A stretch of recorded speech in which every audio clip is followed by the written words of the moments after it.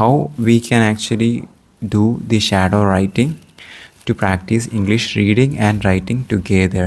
It is a great active learning method to master English language. What you do is you take a pen and paper.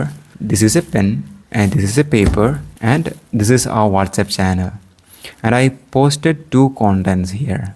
The first content is the basic structure of simple present tense, and if you check carefully the structure, for the subject I, you, they, we use work, and for the subject he, she, it, we use works, and this is negative and this is actually question form.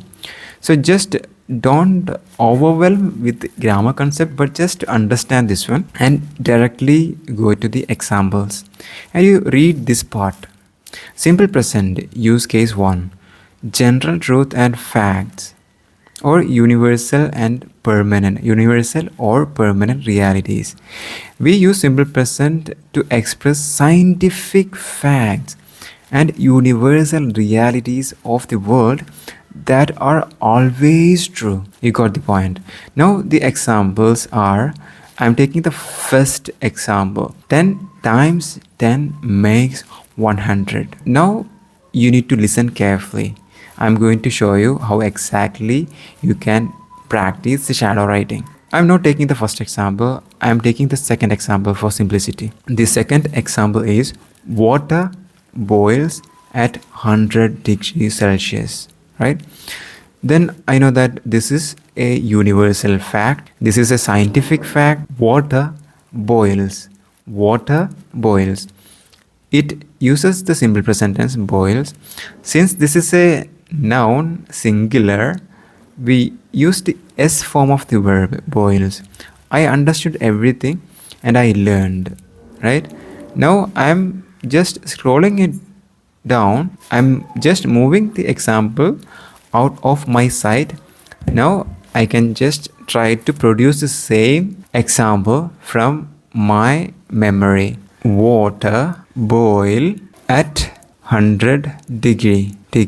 I now wrote this sentence once, and what you need to do next? The next step is very important. We need to go back to the reference and we need to check whether we wrote the example in a correct way. I'm going to check it again. Okay, water boils.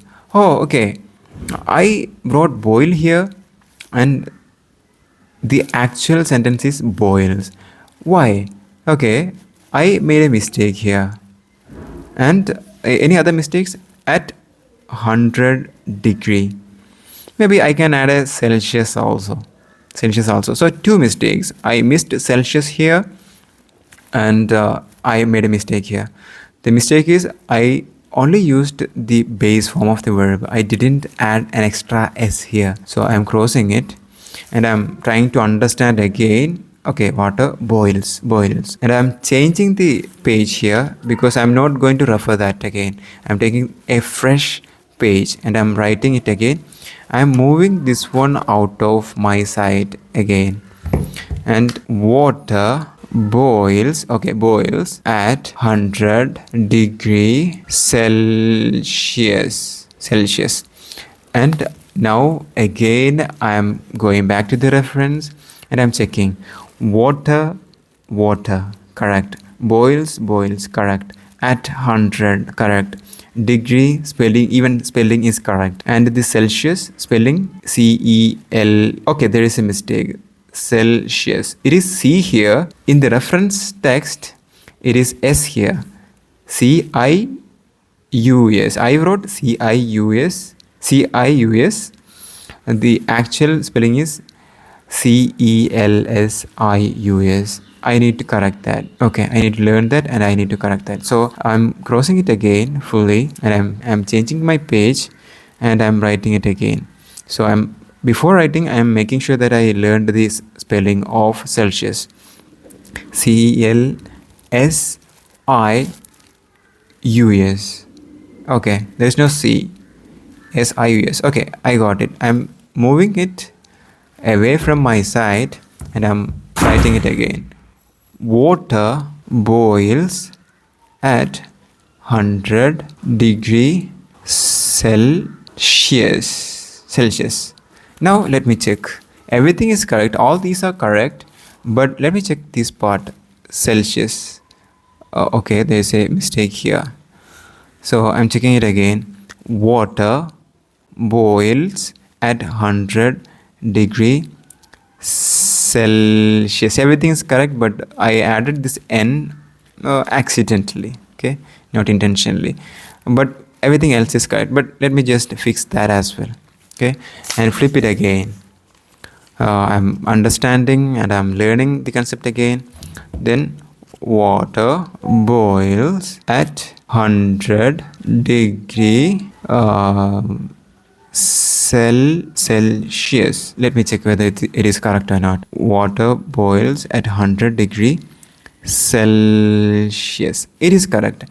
You see, I repeated how many times? I repeated 1, 2, 3, 4. 4 times I repeated, and I learned everything about this one. And I learned the spelling, I learned this grammar rule, I learned this entire sentence. So this sentence I can easily use in any conversation right now. It is in my brain, it is in my memory. So water boils at 100 degrees Celsius. And I learned that. This is active learning. It is not like we are learning by connecting the grammar, nothing. This is like we are learning the example.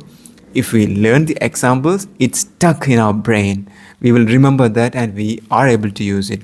And the same way, if we use water freezes at 0 degrees Celsius. Yeah, same example. Pretty simple. And we use the S form here. Then again, time passes very quickly when you get older. The same example I can practice this way. Maybe I need to write maybe 4 times, 5 times. If I write 5 times, it is active learning, but we will never forget this one. And we are going to learn. So what I want you to do today onwards is you need to practice shadow writing. We are planning to do this one in a structured way. Now what you do is you take a pen and one book and our WhatsApp channel and start learning the basic concept, the basic structures. After that, you can see a lot of examples down there. You take a pen and notebook, you practice shadow writing, and you learn the concept, and you attend the quizzes, and you just learn the concept entirely, and you try to learn all of the examples.